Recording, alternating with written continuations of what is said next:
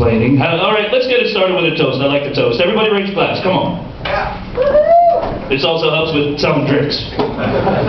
Here's to honor. Get honor and stay honor. Where are those ladies at? Everybody do their Christmas shopping? Any psychos left that still have to go? Yes? But my son was bugging me so hard. He wanted this game, this doggy-doo game. Anybody see it? By applause? Know what I'm talking about? What? And by applause? You know what I'm talking about? Yep. No. 2 people. Watch some Saturday morning TV with your kids, damn it. It's a game where the dog shits. And you gotta pick up the dog shit. Hilarious, right? We have a real dog. Thank you for just going with that joke, and I did that. But I love my son, and for our kids and our families, we do whatever we gotta do to make a living, right? Oh yeah. I was a bouncer for a while. Surprise. And I actually got to bounce at a college bar. Here's a few tips for you young folks like Ben. And by the way, Ben Ali, comic was just up here. Dude, if anybody offers me a handy, I'm taking it. When you get to be my age, you'll understand. But some tips for you people that walk into a bar. Something you should not say to the bouncer as soon as you walk in the door. Hey man, keep an eye on me. I'm going to start some trouble. Here's another thing you don't say to the bouncer. I can take you out. See, folks, what you got to realize is that it's not just me. There's 6 or 7 and sometimes 8 other guys just waiting for somebody to be an asshole, so we can all go WWE on your ass. But I love my son. I did a lot of different things. I'm a vet. Any other vets? Tim Wilkins, he's a vet. Let's give it up for Tim.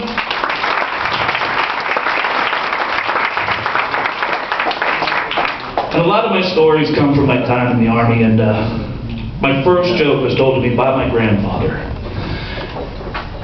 And my grandmother still holds it against him to this day. But he was a waist gunner in a B-17 bomber during World War II. He shot down his first pilot, so he went to visit him at the hospital. And he goes in, he says, "Hi, my name's Gus, I'm the guy that shot you down. Is there anything I can do for you?" He says, "Oh, they're going to cut off my leg. On your next mission across the fatherland, can you throw it out the window?"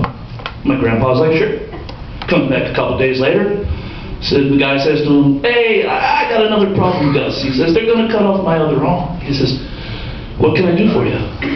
"Well, the next time you fly over the fatherland, can you throw it out the window?" Grandpa's like, "Sure." Comes back the 3rd day. He says, "How you doing?" "Oh, they're going to cut off my leg, too." My grandfather looks him in the eye and he says, "Hey, man, you trying to escape?"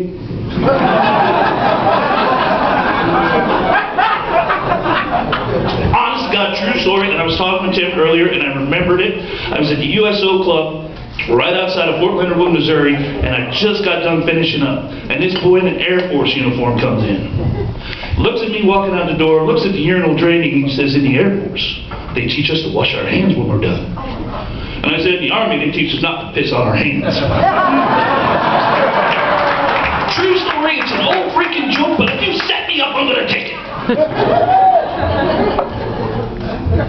Buddy of mine was in Vietnam. He brought this joke back.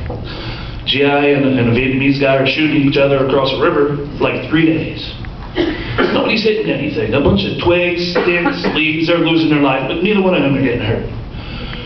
So finally, after 3 days, the GI yells over to the fella. He says, "Hey, are you airborne?" Vietnamese guy just looks back at him. He says, "Hey, you a combat swimmer?" Guy just looks back at him. He says, "Hey, are you a machine gunner?" And the guy just keeps looking back at him. And he says, "Hey, are you recon?" And the Vietnamese guy, he gets up and he runs back to camp, right? And the commander says, "Oh, you finally shot the GI." And he says, "No." He said, "When the sun went down, he was going to swim across the river. Fuck me in the ass until my eyes bug out."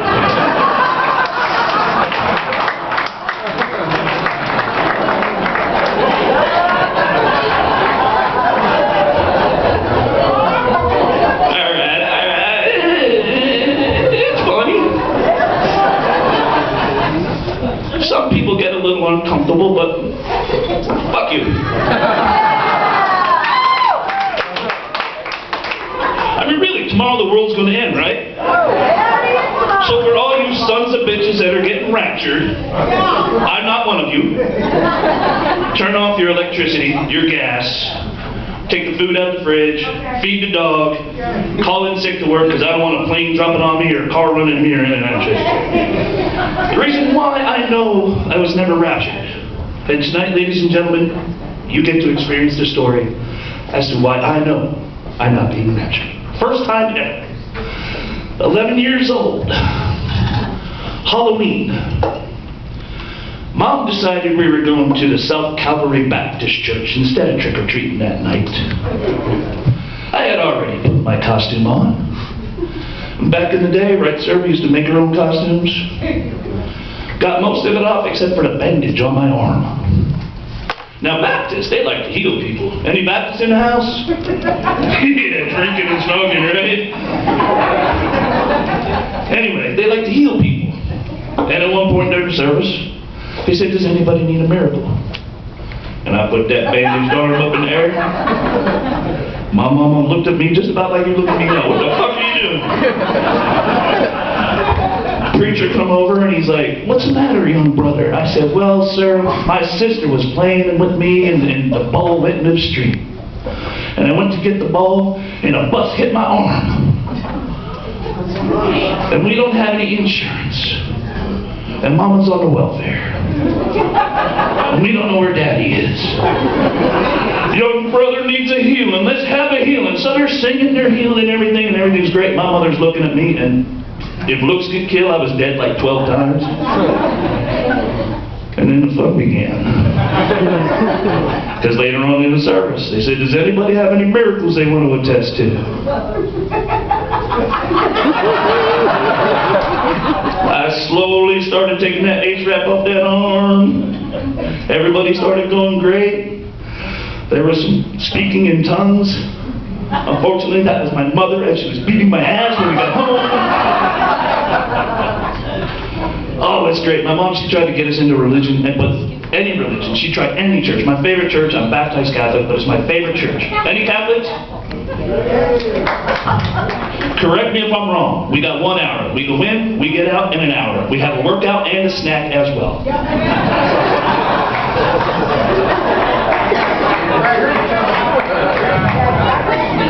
All right. Not really taking fucking chances.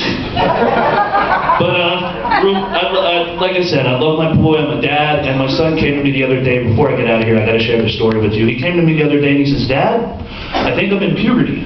I'm like, how do you know? He says, I have little hairs all around my pee-pee. Look.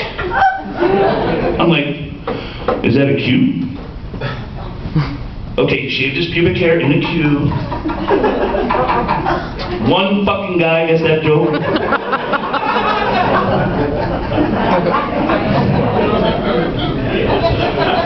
No, mine's in an R. Thank you, sir.